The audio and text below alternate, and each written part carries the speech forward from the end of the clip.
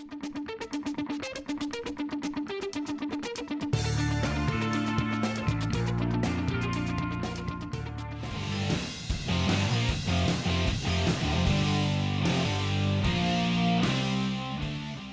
welcome back to Transformation Ground Control, your home for all things digital and business transformation. I'm excited to have our next guest on the show. Dave Beldyk is a senior manager at Third Stage Consulting. He's been with us for a while now and someone that we've known in the industry for some time. And he's actually someone who's done quite a bit in the way of SAP implementations. Most of his ERP background has been with larger organizations doing primarily SAP implementations, although he has some experience with other systems as well. But the case study we're going to talk about today was a client that had hired us to come in and recover or help recover a SAP implementation that had gone wrong. It went off the tracks, off the rails for a number of reasons. We're going to talk about some of those reasons here with Dave, and we're also going to, more importantly, find out what are the root causes of those challenges that they were facing, and most importantly, what did we do to recommend to help get things back on track, and what do we do to help the client get this project back on track. And this is a common dynamic we see a lot in the industry where companies will go down a path, they'll start with a transformation, run into a bunch of pitfalls and obstacles, and suddenly lose control of the project. So hopefully some of these lessons will be takeaways that you can take to your transformation to hopefully not have to deal with this sort of situation. Or if you're in the middle of the transformation and you're experiencing similar problems or issues, hopefully we'll have some good takeaways for you here today. So with that introduction, Dave, welcome to the show. Thanks, Eric. Great to be here. So we have this client that you and I have worked with here in recent months, and they had gone down the path of trying to implement SAP. They get to a certain point where they felt like the project was off track and they ran into a number of challenges. Long story short, they call us and say, hey, can you come help fix this and help us get this project back on track? So I'm going to ask you a bunch of questions around how it got off track and what some of the lessons were, and what ultimately we did to recommend to help them get back on track.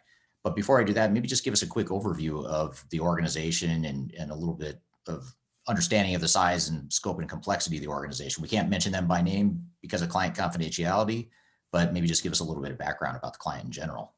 Yeah, they're a major distributor of specialty chemicals and what I'll call related supplies. They're about $1 billion business, and they've got over 40 sites, most of them in the U.S. and Canada. They have over 40,000 SKUs that they sell. So it's quite a mix. They've got quite a variety of products they do. I mean, they have bottles and cans and drums and boxes and roll goods and sheets, and so it's quite a broad mix of things. But they basically get supplied by over like 600 or so manufacturers. So their whole thing is they're kind of the one-stop shop for their customers. So they don't have to go to 600 folks. They go to one stop and they supply them. So being really good at the logistics and the warehousing part is really their key thing, is being able to do that really well. So the high volume distribution model with cost efficiency and minimizing cost, that's sort of their model, right? Absolutely. And they do everything from supplying the mom and pop guys to some of the big names out there. So it's all over the board in terms of size of orders and frequency and stuff like that. So yeah. Yeah. And you mentioned one thing already that is sort of I wouldn't say it's a red flag, but something that, as consultants, we would kind of want to hone in on right away, which is that, they make chemicals, and anytime you have a process manufacturer or a product like that's process based, where it's not a discrete widget that you're just putting two things together and you end up with one. This, you're talking about converting units of measure and getting ingredients that you then have to convert into barrels and gallons and different things like that. And that Exactly. That's right. So it's not just kilograms versus pounds. You got the whole gallons versus liters versus pounds versus sometimes square feet and square meters. All that stuff going on. That's true. Yeah. So we'll dig into that a little bit more, because that technically or typically creates a lot of challenge for these sorts of implementations, as you well know with your background. But before we get to that, when they first reached out to us, they're already midstream in the project. They had already selected SAP. They knew they were going down this path. They got to a certain point and felt enough pain that they felt the need to make some changes and to ultimately reach out to us and have us come in and assess and help give some recommendations of how to get the project back on track. What were some of the early signs that they had when we first engaged with them that they knew that things were off track? Yeah. Well, really, the very first sign that things were in trouble were something we didn't hear a whole lot about, because they had some internal issues, I would say, between some of their leadership and the system integrator. And ultimately, they ended up kicking out the system integrator. And then it was a few months later that one of the members of leadership actually left too. So we'll never know that whole story. Obviously, there was trouble in paradise, so that was kind of a red flag to begin with. But when it really became obvious to everybody that there was trouble was kind of after the first go live. There were things they were trying to implement that seemed to test out pretty well in the classroom setting, but when they took it to real life, it didn't work so well. Had a lot of troubles with that, and so that was one of the problems. It took much longer to stabilize than they thought, and they had a total of, they're going to do like 5 rollouts. So you know how these things go. You got to move on to the next one while one's stabilizing. And when they tried to do that, their whole concept was they had the notion of doing a global build. So they didn't expect a lot of build activities between the first and second rollout. But as it turned out, they had a few missed requirements. So they had much more build activities than they thought. So that kind of caused two kind of things. One, it threw a kink in their schedule from a build standpoint.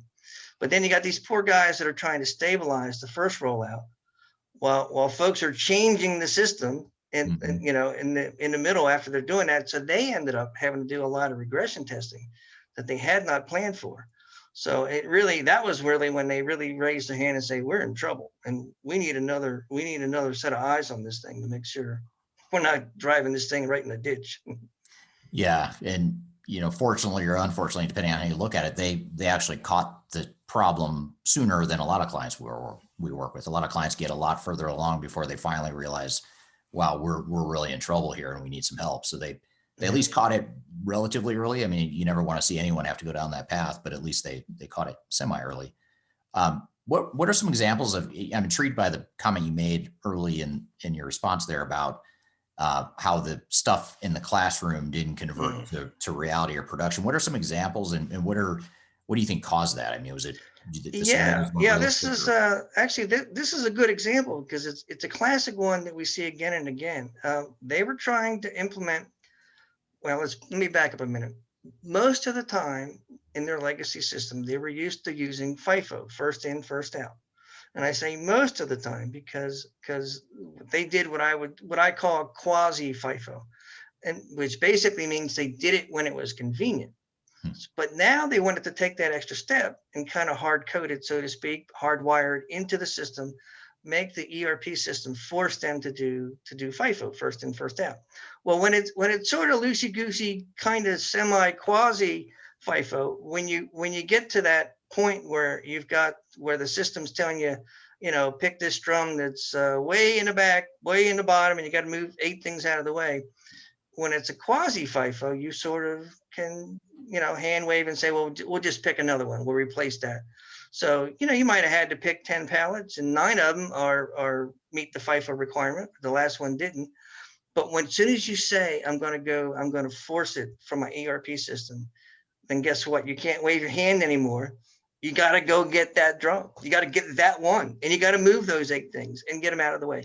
And if you have that happen on every order or every other order, suddenly your smooth, efficient operations just grind to a halt. And they underestimated that. They did not anticipate that. The functionality worked as planned. I mean, it said, this is the oldest one, go get it. They just didn't realize what go get it meant. So that was one problem. The other problem, which is related to that, is they're working in these little handheld devices. So if you've seen those, they got little tiny screens. You don't have a lot of real estate in those screens. So in the old days, when it said go pick 40 batches, 40 pallets of material XYZ, you didn't need a lot of real estate. You just start finding material XYZ and scanning. But when it says, no, go pick these 40 pallets, now suddenly you've got to go scanning through all these screens. And what used to take them 1, 2, or 3 screens to get through, Now they were flipping through 20, 30, 40 screens to get through that. So they ended up actually having to kind of rework that whole design of how they did their handhelds. So these are all things that in the classroom it looks great, but when you get out in the real world, they didn't mimic the real world very well when they did their testing, and they found out, unfortunately, they found out at go live that this was not going to work out so well, and that's obviously a bad time to find out that it's not going so well. Yeah, yeah, and just to maybe jump ahead to kind of solutions or lessons from those couple examples you gave, particularly the classroom setting not reflecting reality. What if you could, having watched the game film, you kind of saw what they did and how it ended up. You go back in time, what would you have done different? I mean, would you have suggested just more robust scenarios that they test, or what are your thoughts on how do you fix Yeah, that? exactly. I think what I always like to see is that real well-defined scenarios, that the kind of real day in the life. What's it really going to be like? Involve the people that really do it. If you can do it in the area that's really going to take place. Anytime you have to put your hands on product and materials and move them around and that sort of thing, it's good to be out where all that happens. If you're taking an order and you're doing business planning type activities, you can kind of do that remotely. That's not the same as when you're on the shop floor and there's physical real world implications that you need to take into account. So I always like to do the scenarios for real. If you have to pick 100 item order, pick 100 item order, test it, see what that's really like. Don't just say we pick one or two. It's not rinse and repeat 100 times. That doesn't get it. You got to really see what it takes to do that. So I definitely say you try to do that kind of thing. The Yeah. other thing that when you think about it too holistically like that, you realize that these picking strategies, it's not just about the picking strategy anymore. The way I put it away has a big impact on my ability to go pick it. So now you got to think through the put away strategies, and that starts to, then the pieces start to all come together. So when you really when you do your testing, make sure you do the end to end testing. From the time you receive it to the vendor to put it away, and then you go back and retrieve it to make sure that you've kind of got the whole end to end things. Because if you look at things in isolation, sometimes it looks okay, feels okay, but when you put it all together, sometimes not so much.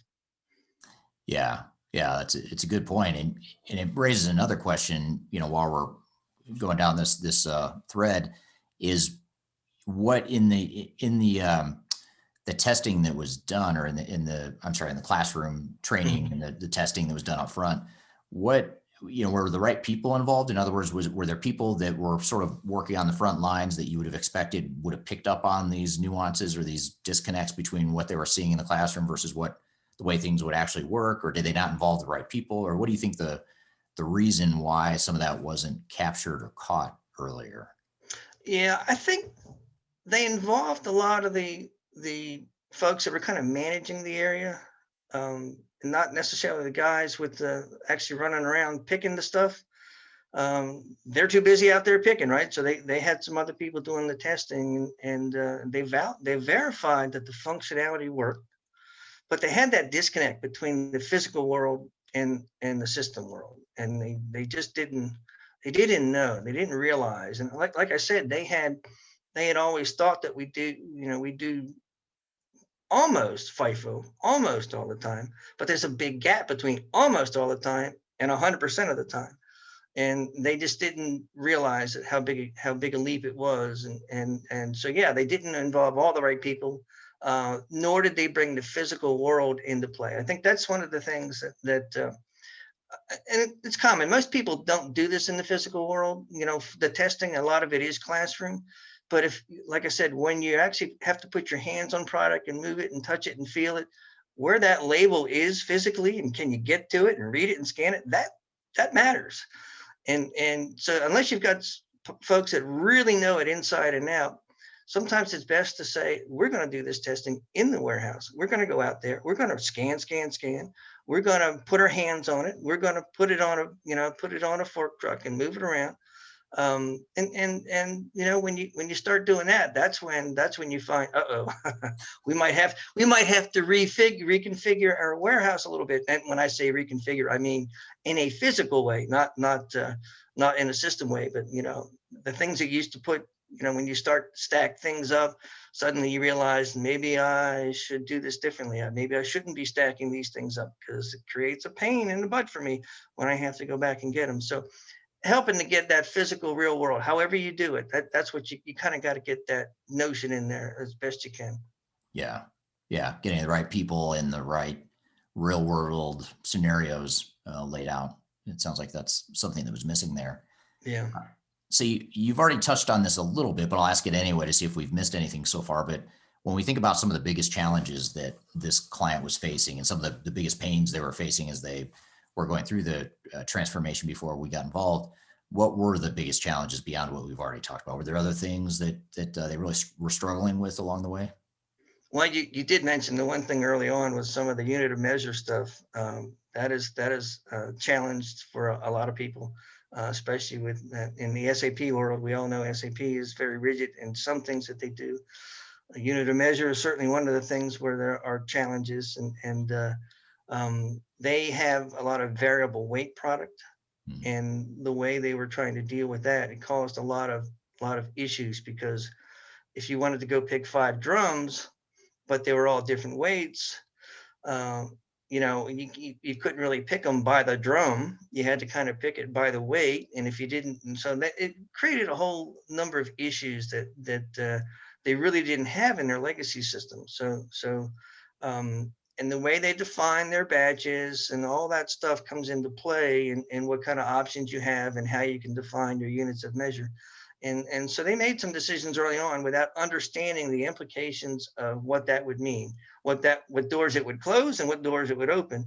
And when they did that, they found themselves having to do some custom stuff to get around some of the early decisions we made. What we ultimately ended up doing was kind of walking them through. We started like from a blank sheet of paper and talked through some of the strategies that you could do to deal with these issues and really solve them at a root cause level. But ultimately they ended up deciding that to do it right, if they were going to do it from the very beginning, they would have defined their batches at a different level, and that would have allowed them to use, not to get too deep into details, but batch specific units of measure, and which would allow them to pick exactly a drum, even if it's different weights. All those things could have worked, but the way they defined their batches were the way was they at the level that the vendor defined the batch, which was 40 drums is one batch. And so when you're trying to pick from there, now you can't use the full functionality that SAP has. So long story short, probably too late for that. What they had to do was some custom activities to deal with that. They wish they had done the other thing, but it was too much to undo to get there now. So, it would have been good if we could have had them from the very beginning and had that conversation day one. It would have saved a lot of time and pain, but at least they understood what was going on, and now they could make a good decision. They knew they were between a rock and a hard place, and now it was either unravel what they had done, or do this custom work to work around it. And they decided to do the custom work to work around it. And for where they were at the time, that was the right decision. If they've been talking about it 8 months ago, it would have been a different thing, I think. Right. Yeah. Yeah. Makes sense. Yeah. It's always nice to have the benefit of hindsight, but there's a lot of lessons here I think that others could take away and maybe apply earlier in the process to not necessarily have to make the mistakes themselves. Yeah. Well, we're going to take a quick break. And when we come back, I'm going to shift gears a little bit and go the direction you're starting to go, which is more the kind of the solutions. What are the answers to these problems, and what are the recommendations we ultimately made, and what are some of the lessons we can take away from this for other organizations that might be struggling with the same thing, or might be on the verge of heading down a similar path as this client. So we'll take a quick break and we'll be right back. We're here with Dave Beldyk talking about a SAP transformation gone wrong and what we did to help correct it. We'll be right back after a quick break.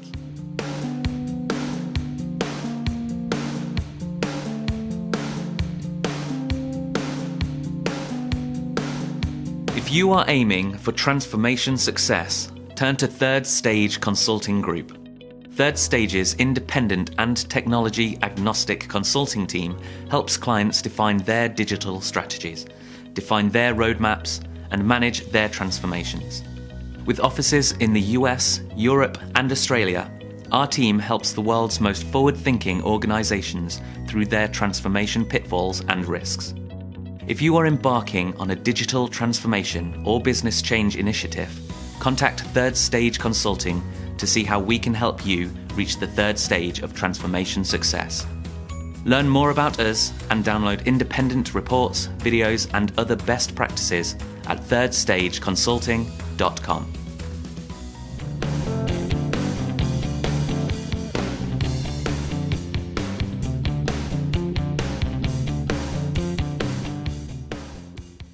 Okay, welcome back to Transformation Ground Control. I'm here with Dave Beldyk, talking about a SAP transformation case study, and more specifically, a troubled SAP implementation case study.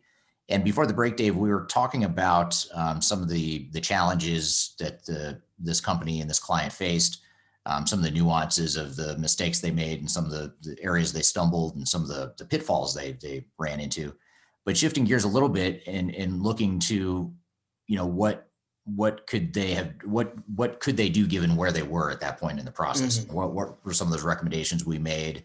What was some of that low-hanging fruit as far as the handful of things that we recommended to them that would have the biggest impact on their transformation? What were some of those things that we recommended in the process? Yeah, well, right when we came in, as I mentioned, they were kind of in between go lives and they were getting ready for the next go live. And so we really, at that point, we kind of looked at it and said, okay, you've been burned. You kind of know what things are happening here. You kind of know how the functionality works and how it has to kind of connect with the physical world to make it all work. So you make sure that you learn from that experience and make sure you do testing of real life scenarios, full detailed real life scenarios.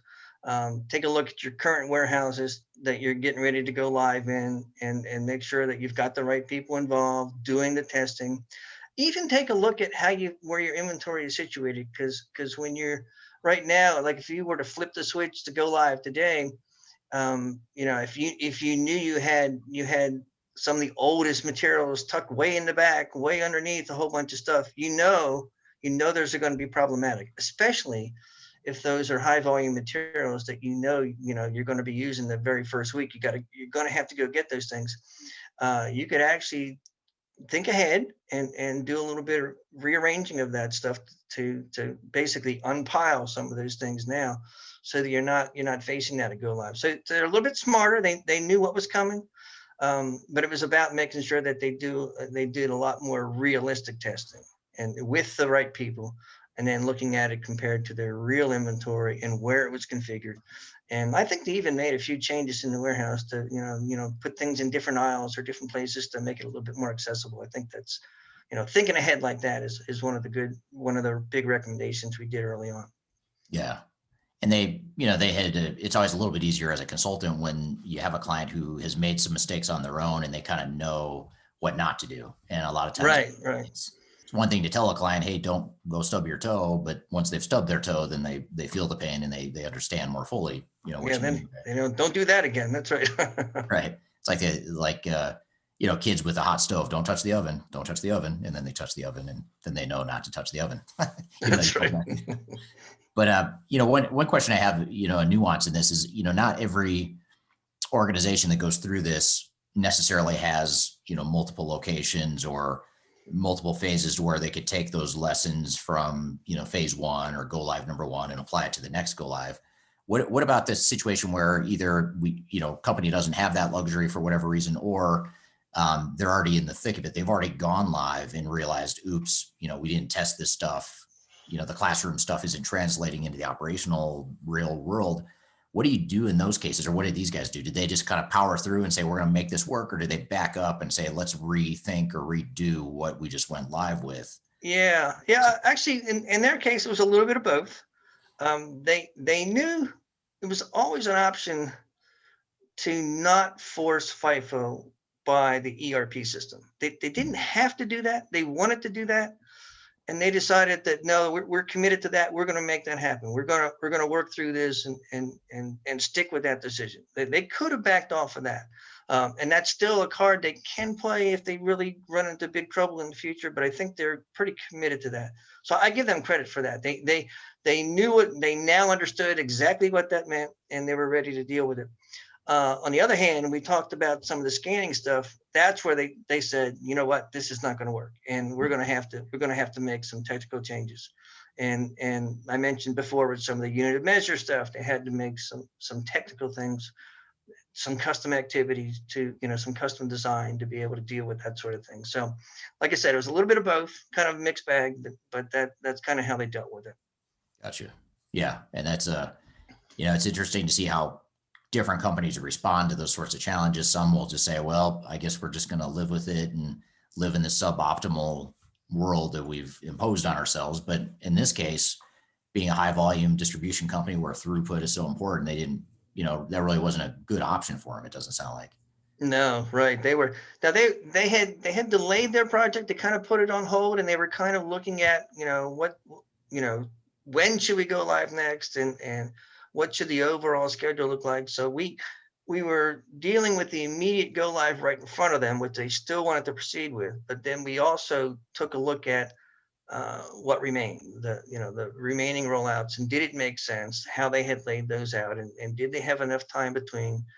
And they kind of did. They had a little bit of, they had a process that they were trying to do where they rolled out at a consistent, basically a 5-month cycle, kind of thing, where they had a repeatable cycle for rollout, which is a good thing, because people understand what's coming. But what they struggled with a little bit was, first of all, the rollouts that they had laid out.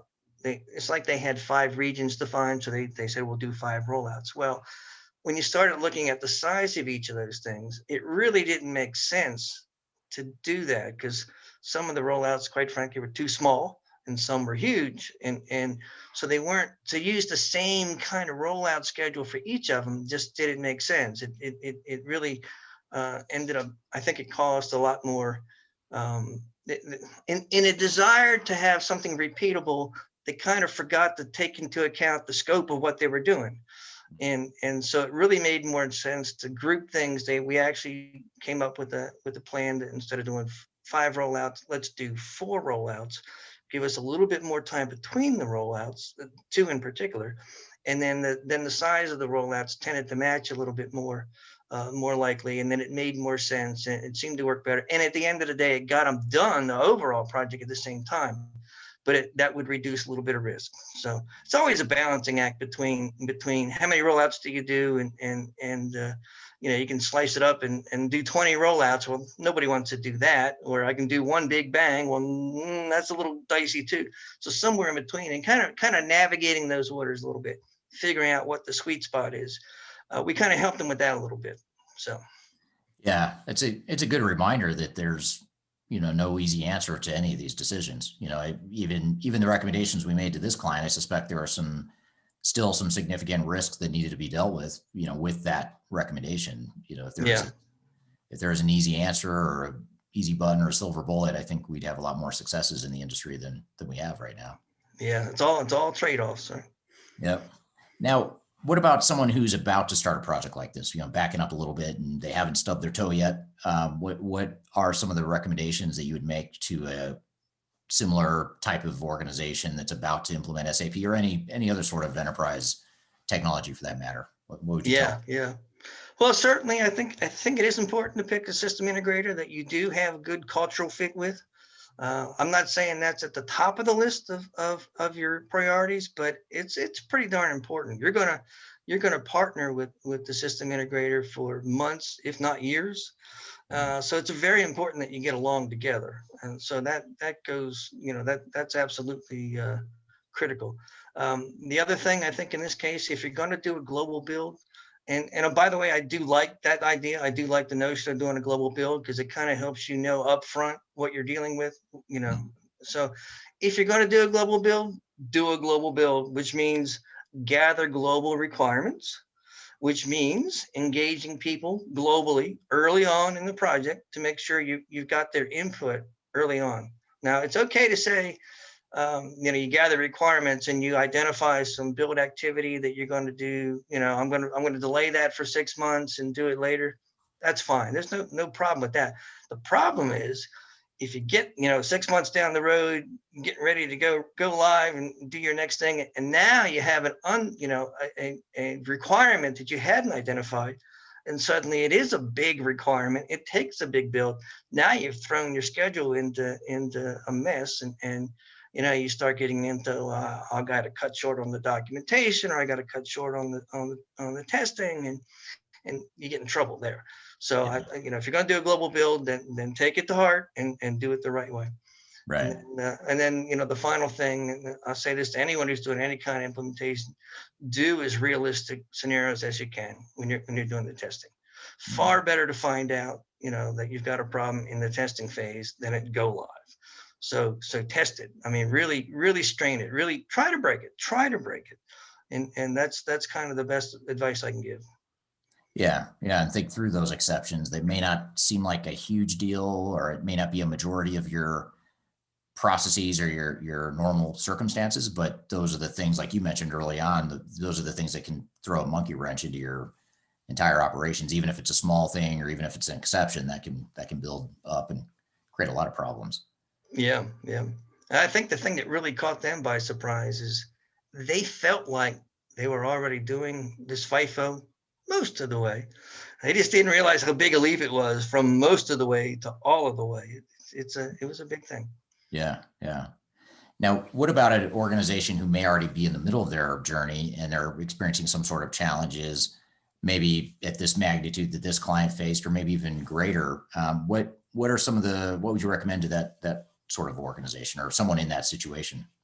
Well, I think the one thing that they did do good, I'll give them credit for, is calling a bit of a timeout and having somebody with an independent view of this to take a look at it and say, are we in trouble or aren't we? And if we are, what do we do? What are our options?